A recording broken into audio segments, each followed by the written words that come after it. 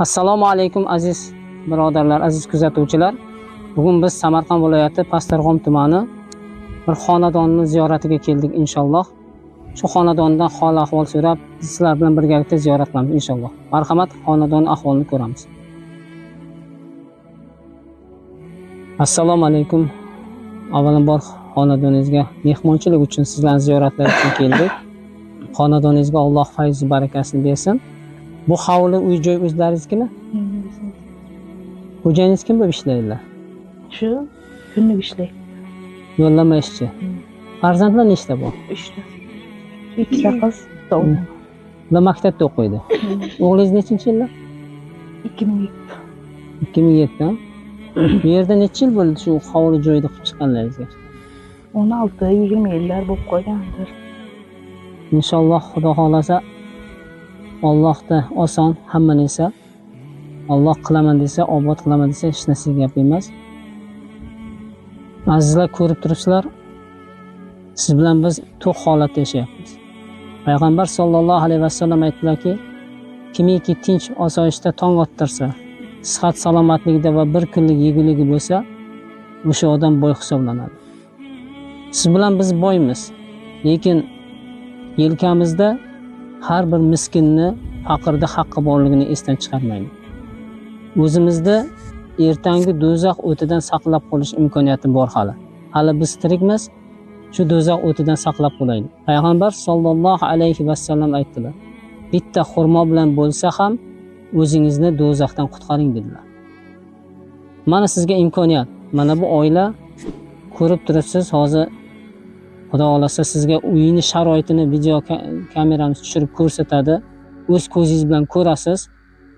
Bunday xonadonlar ko'plab. Lekin siz bilan biz Xudoga shukr to'q holatda, yaxshi holatda yashayapmiz. Ertaga vaqt keladi, bularni o'rnida biz ham bo'lishimiz mumkin. Hech kim kafil emas. Shuning uchun azizlar, qo'limizdan kelgancha yordamga shoshilaylik. Yordamga shoshilsak, Alloh ajrini o'zi beradi. Allohning va'dasi haq.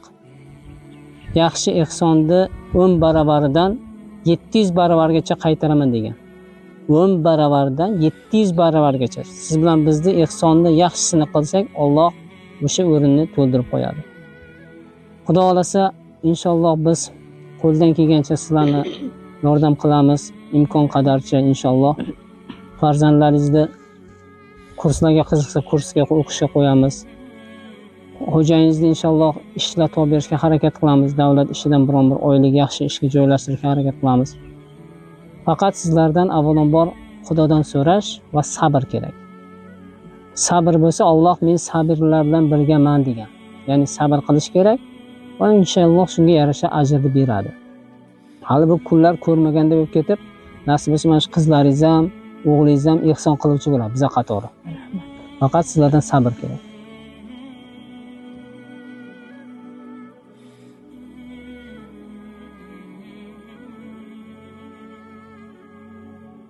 Azizlar, biz bir yaxshi niyat qildik. Xudo xolasa mana shu xonadonni qo'limizdan kelgancha ta'mirlab, yaxshi sharoitda qilib berishlik. Mana shu ishga hammangiz hissa qo'shishingizni iltimos qilaman. Chunki hammamiz biz bir katta kuchmiz. Jamlansak bir katta kuchga aylanamiz. Va bitta xonadon emas, o'nlab xonadonlarni ta'mirlashga kuchimiz yetadi inshaalloh. Faqat bu hammamiz bir tanu bir jon bo'lib harakat qilishimiz kerak. Ana shu yo'lda kimiki yordam qilmoqchi bo'lgan bo'lsa, Alloh hammasidan rozi bo'lsin va niyatiga yetkazib ajrini u dunyo va bu dunyo ato qilsin. Assalomu alaykum va rahmatullohi va barakatuh.